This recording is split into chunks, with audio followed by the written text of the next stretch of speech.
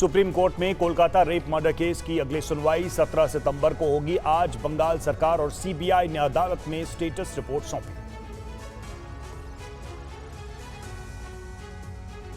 Kolkata rape murder case को लेकर supreme court ने आज अहम निर्देश भी दिए और गंभीर सवाल भी पूछे। अब केस की अगली सुनवाई 17 सितंबर को होगी। सुप्रीम कोर्ट में पश्चिम बंगाल सरकार और सीबीआई ने अपनी अपनी स्टेटस रिपोर्ट सौंपी, जिसके बाद अदालत ने सीबीआई को जांच की प्रगति रिपोर्ट देने के निर्देश दिए और मंगलवार तक नई स्टेटस रिपोर्ट दाखिल करने को कहा। सुनवाई के दौरान सुप्रीम कोर्ट ने तलाशी और जब्ती की कार्रवाई से जुड़े सवाल किए। ये भी पूछा कि अप्राकृतिक मौत का केस कब दर्ज हुआ और प्रिंसिपल का घर कॉलेज से कितनी दूर है।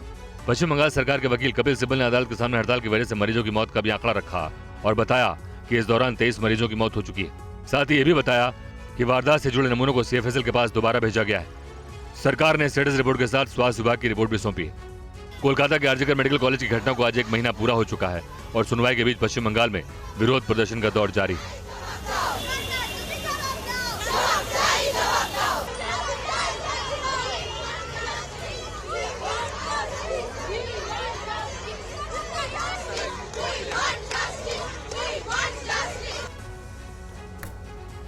और कोलकाता केस की आज सुनवाई में सुप्रीम कोर्ट ने बड़ा आदेश दिया। कोर्ट ने डॉक्टरों को काम पर लौटने को कहा है। कोर्ट ने कल शाम 5 बजे तक डॉक्टर से वापस काम पर लौटने के लिए कह दिया है। कोर्ट ने आदेश दिया है कि जो डॉक्टर काम पर वापस लौट रहे हैं उनके खिलाफ कोई कार्रवाई नहीं की जाएगी, उन पर कोई एक्शन नहीं लिया जाएगा।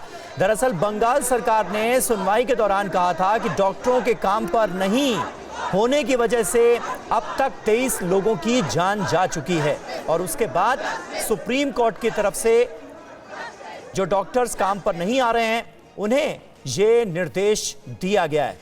पीयूष पांडे हमारे संवाददाता इस वक्त हमारे साथ मौजूद हैं, सीधे उनका रुख करते हैं। पीयूष, ये बहुत चिंताजनक आंकड़ा रखा गया था पश्चिम बंगाल की सरकार के वकील कपिल सिब्बल की तरफ से आज अदालत में, उसको किस तरह से लिया है सुप्रीम कोर्ट ने, निर्देश में क्या कहा गया है, जरा बताएं। बिल्कुल समीर, देखिए पिछली सुनवाई में सीजीआई ने रिक्वेस्ट की थी सभी डॉक्टर्स से कि आप काम पर लौट जाएं, आपके खिलाफ कोई कदम नहीं उठाया जाएगा। और इस बार जब कपिल सिब्बल की ओर से ये सूचित किया गया कि 23 लोगों की मौत हो चुकी है और 6 लाख लोग प्रभावित हैं और इसके अलावा जो लगातार प्रदर्शन हो रहे हैं डॉक्टर्स के, उनकी वजह से कई पुलिस पर्सनल्स भी घायल हो गए हैं, एक की आंख तक चली गई है, तब सुप्रीम कोर्ट ने इस मामले में गंभीरता जताते हुए जो डॉक्टर्स एसोसिएशन की तरफ से वकील पेश हुई थी उनसे कहा कि आप पहले काम पर लौटिए और जो भी आपकी डिमांड है कि आपको सुरक्षा चाहिए या उसकी व्यवस्था पूरी तरह से की जाएगी। और इसके मद्देनजर सीबीआई को सीजीआई ने निर्देश जारी किया कि आप इस मामले में सीआईएसएफ की जो तैनाती है वो सुनिश्चित करें और साथ ही पश्चिम बंगाल सरकार की तरफ से कपिल सिब्बल पेश हुए थे, उनसे भी कहा कि आप पुलिस पर्सनल की अतिरिक्त व्यवस्था करें जहां पर भी सुरक्षा की जरूरत है डॉक्टरों को, लेकिन डॉक्टर्स हर हाल में कल शाम 5 बजे तक काम पर लौट जाएं, अन्यथा किसी भी तरह की जो कार्रवाई उनके खिलाफ होती है तो उस पर सुप्रीम कोर्ट कोई संरक्षण नहीं देगा। साथ ही सुप्रीम कोर्ट ने यह भी सुनिश्चित करने को कहा कि अगर डॉक्टर्स काम पर लौटते हैं तो उनके खिलाफ जो दंडात्मक कार्रवाई यानी कि एफआईआर वगैरह हुई है उस पर कोई आगे इनिशिएटिव नहीं लिया जाएगा, जबकि अगर कोई कदम उठाया जाने वाला है तो वो भी नहीं उठाया जाएगा।